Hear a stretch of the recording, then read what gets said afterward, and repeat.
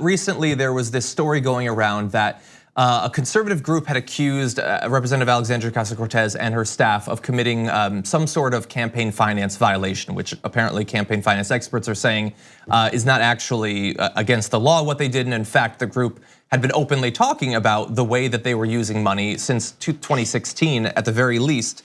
Now she says that the reason this is going around is not because those groups believe that she's actually broken the law, but she says conservative groups have now taken to spamming us by filing bogus ethics complaints so that Fox News can report on alleged untrue scandals. And indeed, Fox News reported on this.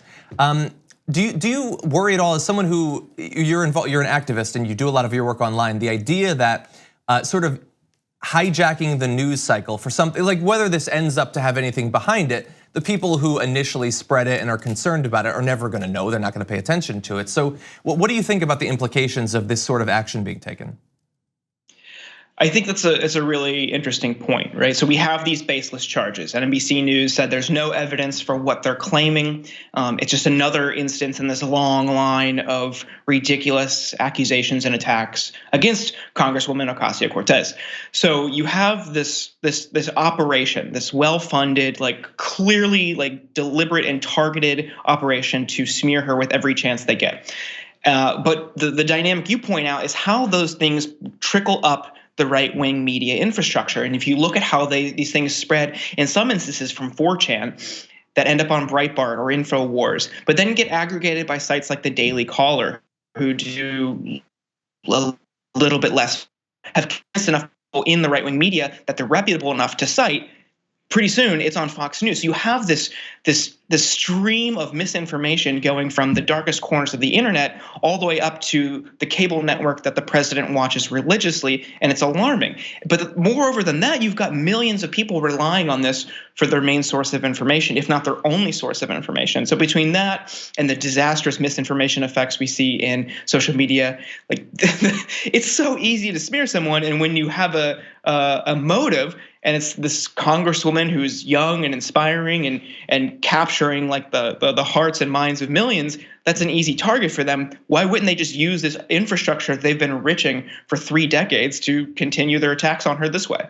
So I want to go just a little bit broader, but on the same concept, because we're about to enter into, we're already sort of in the beginning stages of this primary process, and so you do, as I said, a lot of your activism online. You will help to spread videos that are important and newsworthy, and you also respond to misinformation on sites like Twitter. So what can we do to try to make this situation better when there's so much information being spread, much of it either intentionally false or of dubious origin?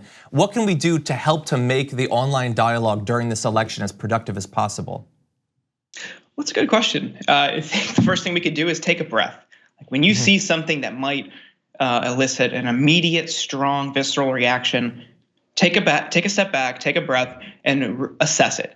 Is this real? I think the one instance that we saw things get really out of hand was with the Covington kids, and Fox News, another instance of them using this sort of media narrative to completely reshape how people understood that news story. So it's okay to take a breath. It's okay to wait a second before you tweet or post about it and join the pile on. There's nothing worse than being ill-informed and engaging in political matters. So just validate, look up a second source, see who else has reported it, and don't believe everything you read. Yeah, and I would like to add too, one of the things I'm trying to figure out how to, in the context of the show, help to do this. But I mean, I remember, like we all have, we're invested in politics. We're passionate about politics. In any election, we're probably gonna have one person that we prefer and others who are big challenges them we would like to see go down.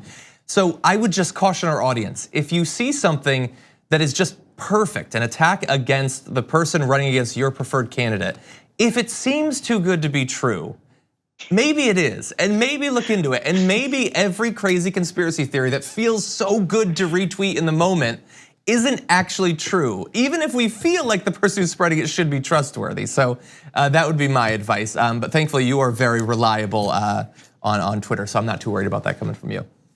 Thanks, John. Thank you as always for joining us. Always good to get your take on politics, Jordan.